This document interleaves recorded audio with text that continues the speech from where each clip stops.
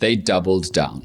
They doubled down on a VAT increase, not the 2% that they tried to push through last month, but this time by the plan of the African National Congress within the Government of National Unity and the ANC's Finance Minister Enoch Godongwana, VAT will probably reach 16% in the coming years if they can get this budget through.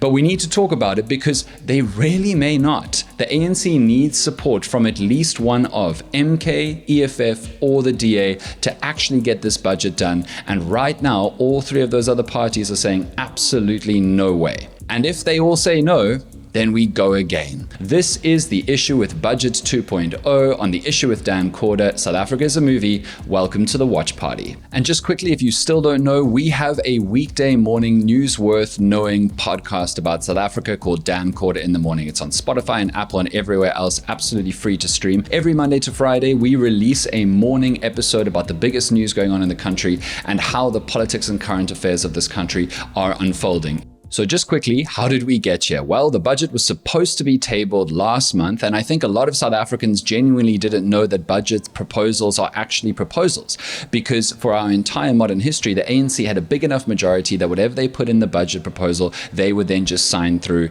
into law. They had enough votes in parliament to get it done on their own. But now under the Government of National Unity, they need support. They need other parties to vote with them on things like the budget to get it passed through parliament.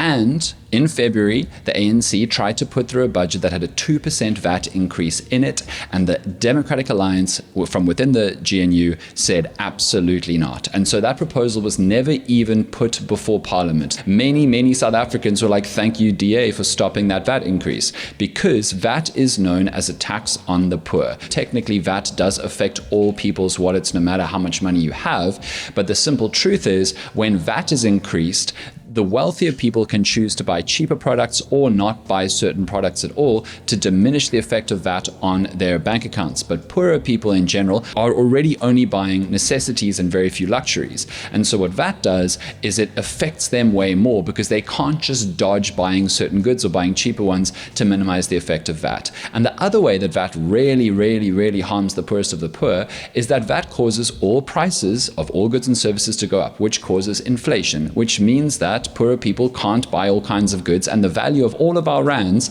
is less. We all aren't able to buy as much as we could before.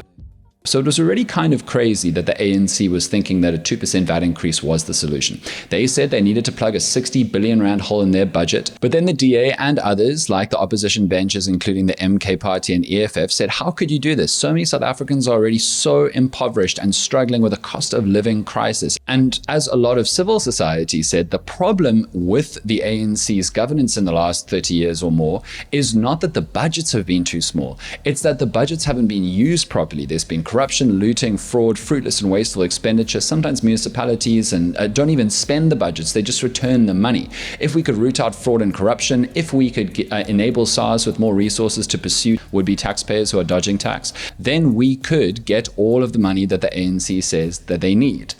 Not increase VAT.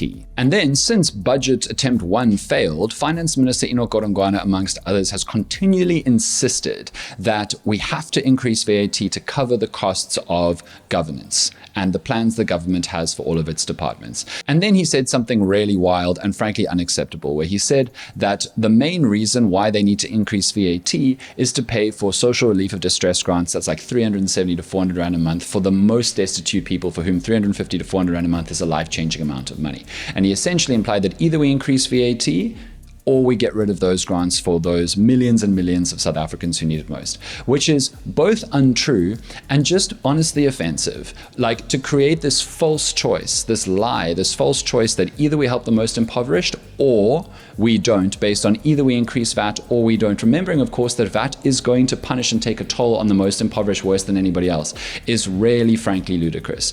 But from his statements, it became clear that the ANC was pretty insistent that they were going to try and push through VAT in some form or another. And so Finance Minister Enoch Godongwana just made his speech saying they were going to pursue 0.5% VAT increase this year and probably another 0.5% VAT increase next year for a total of maybe 16% in coming years, up from the 15% it is now, as well as making changes to personal income tax in order to raise close to the amount of billions they were going to try and raise from 2% VAT increases. Alongside VAT, they are freezing the personal income tax bracket, essentially meaning that more people are going to have to pay more personal income tax than before. Because what they usually do is they raise the bracket of personal income tax with inflation to recognize that everybody's wages are getting a little bit bigger and the cost of living is getting a little bit more, the rand is getting a little bit weaker. But if they freeze personal income tax at one level and inflation continues to rise, that means more and more people and their wages, as they slowly increase to match inflation, are going to end up in a personal income tax bracket. So they have basically proposed to take more personal income tax from more people. Now, Godongwana did talk about trying to protect the poorest of the poor. They are intending to increase the social welfare grants above inflation, 5.9%, and also make certain goods that are needed by the poorest of the poor and everybody excluded from VAT changes. So VAT exempt foods have increased to include offal, tinned vegetables, and milk powders to try and help people. The problem with that, of course, is that whether or not they're tax exempt, VAT exempt, inflation is still going to cause an overall net increase of all prices and decrease in the value of every person's rands. So it's still going to negatively affect poor people. So what happens now? Well, the budget has to pass 2 finance committees and the House to become law.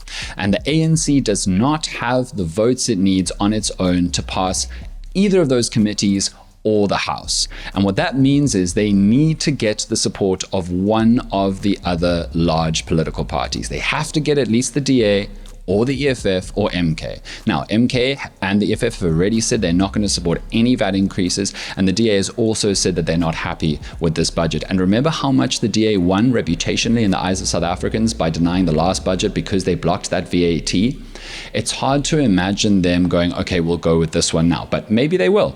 Maybe they will. What we do know is that the ANC is considering going outside of the GNU to try and convince MK or the EFF to support this budget, along with giving them some kinds of concessions. And maybe the EFF or MK will see this as an opportunity to get something from the ANC as a trade-off for voting with them on the budget. That, of course, would be incredibly hectic. Remember, they all signed a statement of intent when they formed the Government of National Unity. And the statement of intent said, essentially, that the ANC and DA need to both vote on something to have it passed through Parliament. So if the ANC does go and try and convince the EFF or MK to stand in and vote for them, even when the DA says no, that is contravening that statement of intent agreement. But that statement of intent agreement is not legally binding. It's got no actual consequences unless the DA says, fine, you've contravened the statement of intent, we are leaving the Government of National Unity, which it's extremely unlikely that the DA will do, because if the DA were to do that, not only would they lose all of their positions of power in ministries and cabinet and the rest and all the good that it's accrued for them,